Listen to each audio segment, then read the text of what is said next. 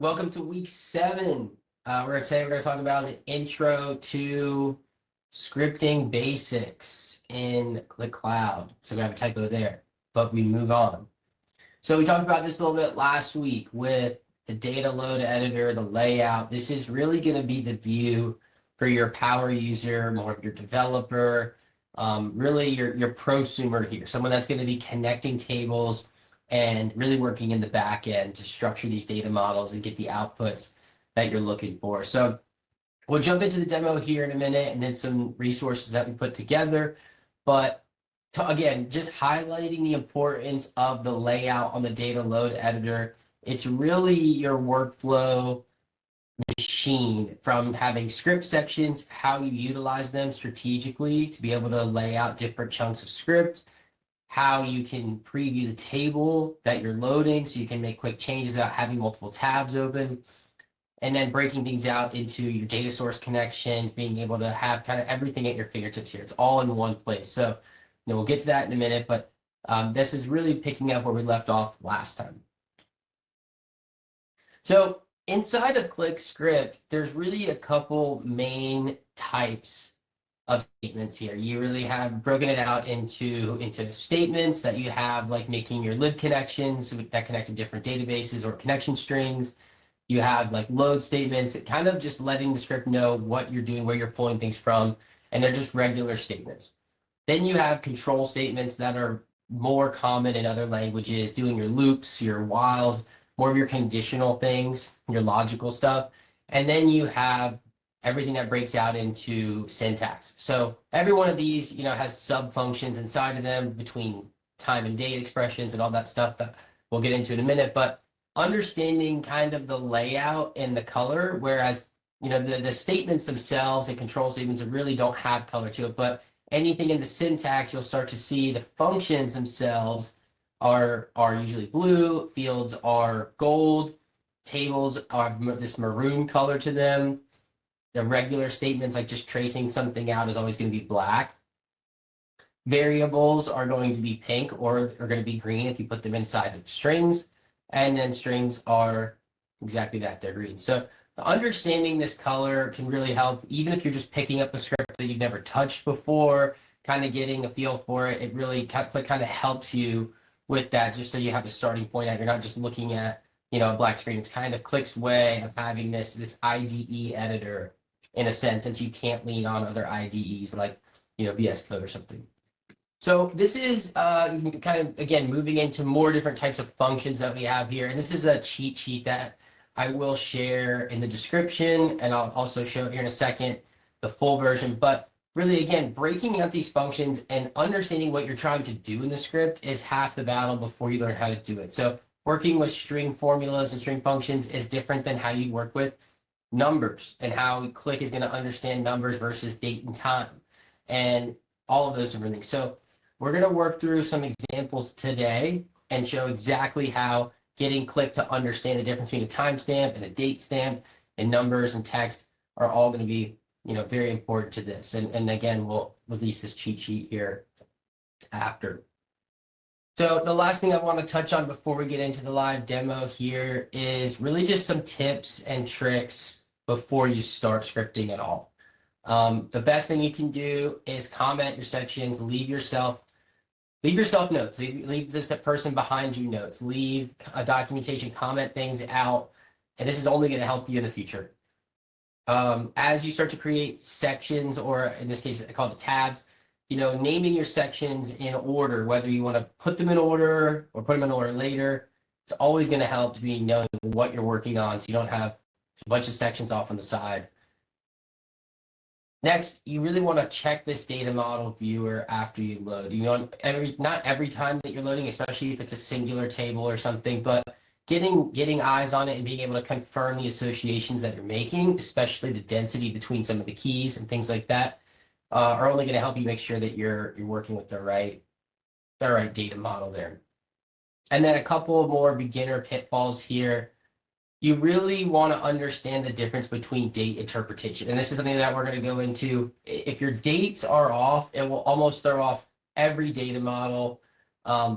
Anything that you're doing in the data model will get messed up. with dates. If the dates aren't understood quickly, and then anything you have calculated on top of those dates will also be messing up. We want to focus on some basic, common formatting too. Even just how you format the script, whether you're using special characters or spaces in field names, semicolons after each line. That's going to help you to kind of keep things structured. And then again, just loading from the right file path and understanding connections. So making sure you're pulling the right data from the right place, or kind of end up chasing your tail. Okay. And then let's jump into the rest of these time-saving tricks here into the demo and get started.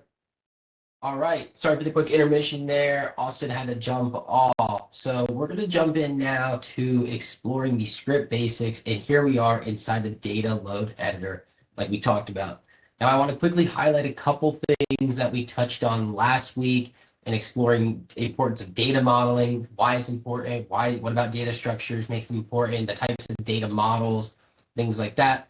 But jumping right into this, let's look at our left-hand side here. Let's look at our navigation pane. This is our navigation pane for our script sections. And now if you look at this, remember that Qlik runs in a linear fashion. So you have the ability here to modify the preset variables that Qlik gives you. If I want my timestamps not to go down to the millisecond, I can take out all the Fs. If I want them to just be a time code of H, MM, and then AM, PM, there I go. I can set these variables exactly how I want.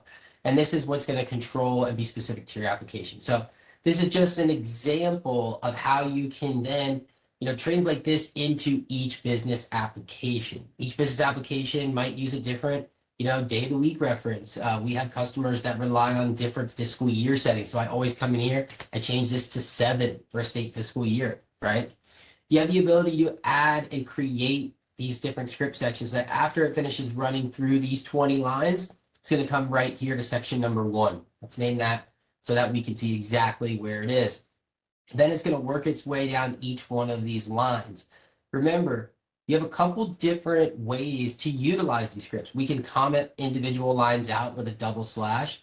We can do JavaScript style comments with a /* and then closing this block style comments. Or you can even use the toggle button up here in our navigation pane to untoggle this into a commented out line or not. So again, a bunch of different types of script navigation controls you have as you get into the pane. And then this script is going to run sequentially all the way through my main, my 1, and my 2 until it hits a few different things, until it either fails or until it hits this exit script. So it's going to run all the way through 1. It's going to hit exit script, and it's going to kill it right here. It's not going to go do this second load. It's not going to go to my section number 2. And you can utilize this to your advantage. So often when I'm building a big data model in here, I might have a section that's completely dedicated to being an exit script. And I'll name this section exit. And then that way, when I'm reorganizing all of my tabs here on the left, if I just want to test one chunk, I can just move this up and I can break the script right there, or I can move it down. And that's just a quick example of one of the things you can do here to kind of leverage yourself and get more comfortable with the Qlik script. Moving on to some navigation items across the top here, I talked about how you can comment and uncomment. Another popular thing here is the search feature. So if I want to search all the areas I'm using the word from, maybe I want to search where from I'm pulling from data sources, from QBDs, things like that. Let's search for QBDs. Well, I can see that I'm searching now and it pops up. I can also search all my script sections if I want to, and then I can do mass find and replaces too, just like you would do in like Word or Excel or something like that. So very powerful feature there when you want to do more reorganizing of the script, cleaning things up, stuff like that.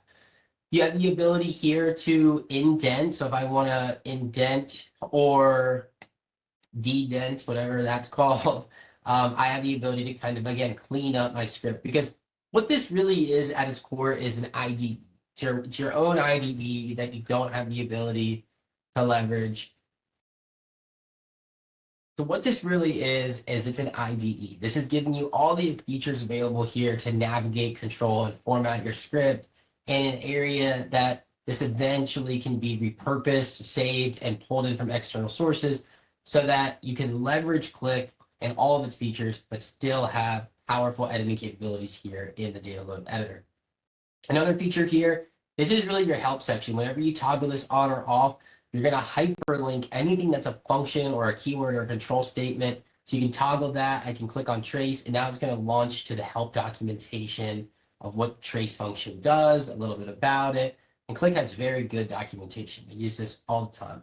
Another tip or a little hotkey here, if you put your cursor anywhere in the middle of a keyword that might trigger that, like auto number, I can do Control H, and that's going to do the same function as me making that a hyperlink and then launching this. It still takes me right to the section that I need to go to. The next thing on the list here is turning off and on autocomplete hits. This is total personal preference, but if you're typing and it's auto-suggesting your functions for you, as you get more advanced, you'll probably find it to be a little bit of a nuisance, but totally up to you. The other thing you can do here is, just like any other platform, as you start to type, say you make a mistake, something hit your keyboard, you don't know what to do, just like Control Z always works, you can always hit your back and your forward button. This is going to work in the same way. You can go back, you can go forward, and then you can also even see this in more of a version control. This history keeps track of every time I come into this application and I work on it, I'll be able to kind of get a snapshot of what was changed in each one of these versions and who changed it. So I can see I'm the only one working on this. This is in my workspace. But if this was in a shared space or if I was passing this off to someone else, I'd be able to see exactly what was changed on these days. Right? The next tab we have here is data sources. We've talked about this a lot in the past, is that as you create and manage different data sources, they're going to be grouped within different spaces. And inside of these spaces, you have the ability to make data sources for different things, right? Google Analytics, going to your personal data files, going to my OneDrive, going to API connections. Any of the data sources that I leverage, I can quickly pop open and I can start to explore to pull data directly in from here, whether this is already laid in here from another job or another reload task, or I can drag and drop files from my local machine.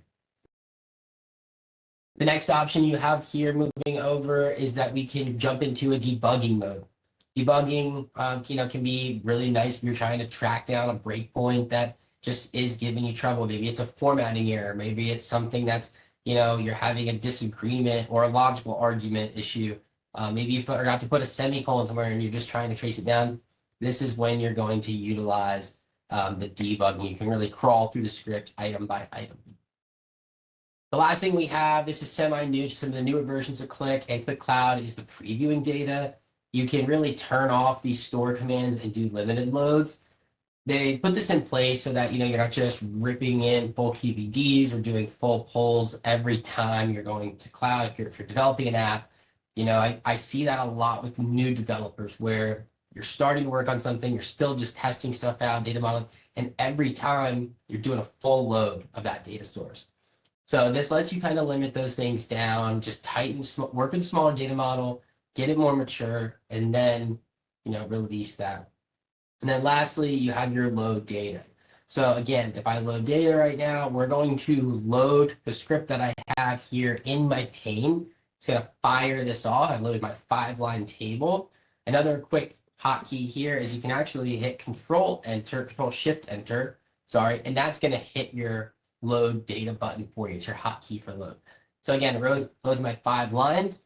Anything that I've traced in the script here, you can see I've used the trace statement and it started printing that out for me.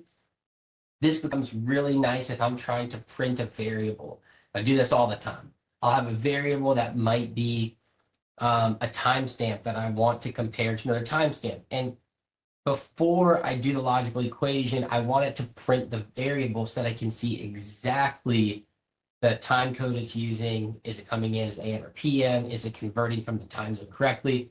All those different things need to get sorted. So I'll print the actual variable that's being set so I can confirm, is my logical statement going to check out? This is super useful. So if I want to get a preview of the data, I have this preview window down here that I can pull up or down. And just to kind of clear up my pane here a little bit, I'm going to turn my data source panel off. I'm going to move this up or down here. And I can see that right now, as we talk about let's talk about a couple functions here inside of working with this script. And I just want to kind of give myself some space here so that I can see that I'm only working with this is a table that I'm loading in that has exactly 3 columns. And by looking at this, I would have no idea how many rows are in it, but by loading in these rows, I can see that I've loaded in exactly 5 rows. And I'm loaded with salesperson, looked at with the role, and then I'm also looking at the region they're assigned to.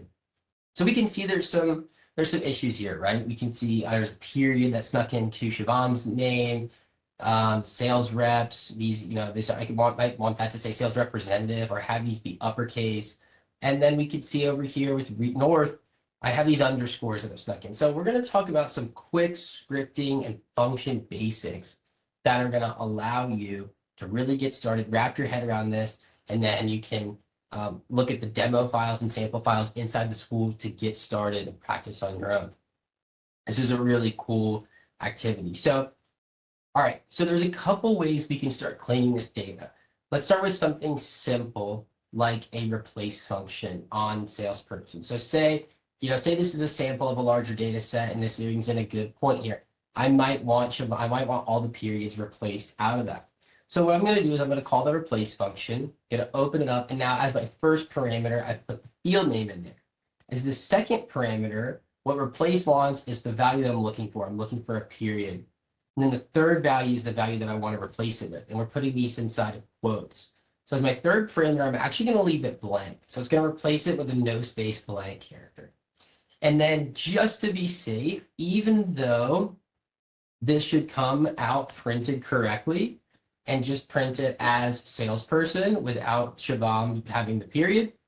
What I typically do on a larger data set like this is, see, we've cleared out our period, is I might even throw a trim around this. So that even if you're adding no space blanks or areas where there's a period and a space or something like that, I'm going to clean that up with another trim. And what this is an example of is where you start nesting your formulas and your functions. And this is where Qlik becomes really, really powerful, because on one line, on one statement, you're able to accomplish a lot with doing very little, right? Now, say I want all my salesperson category names are uppercase. Maybe I want the role to match that. So I can wrap this in an upper function, right? And this is an example of something that we have put out in the Qlik Sense worksheet, the functions worksheet, which I'll share. But now we can see our role is going to be uppercase. Can load this. We can preview our data, and you'll see that all of our roles here are going to be uppercase. Now, our last thing is our region here. I want to trim out the North. So again, same thing I'm going to do as we did with the period. We're going to trim, replace, copy our region field, replace it with our underscore, no space blank.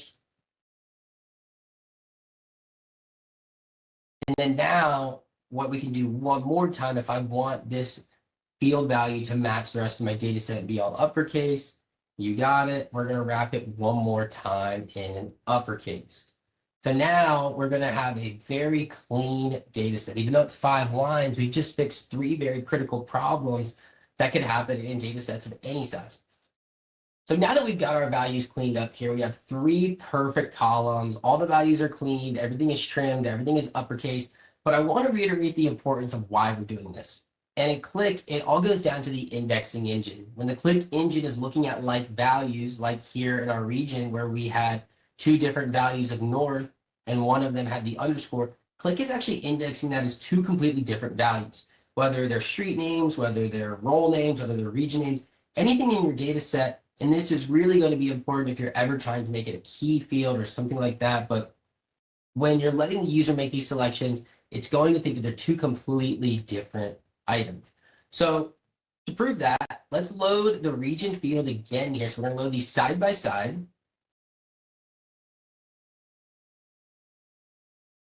And now we're going to see all 4 fields. We're going to see our original region field here with our North field, our North value with the underscores.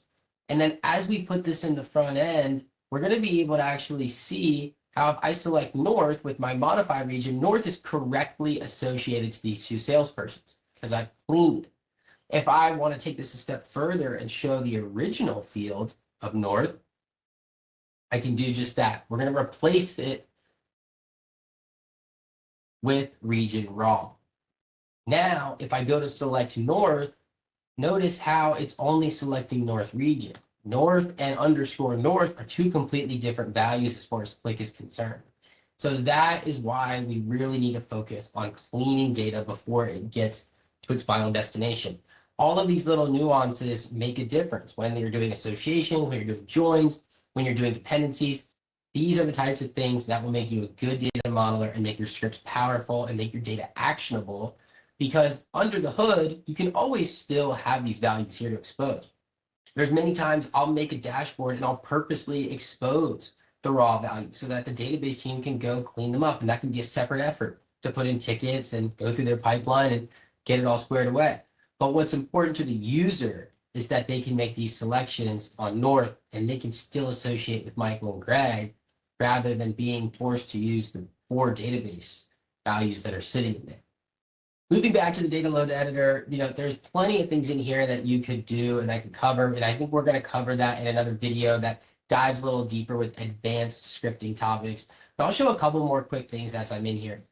But the next thing I can do is I can start to add where clauses. Just like a SQL statement, you'll notice that this is starting to kind of take the same shape. We're doing functions here, we're aliasing, and then we're allowing constraints to add filters. So in this case, we'll do where region is equal to south.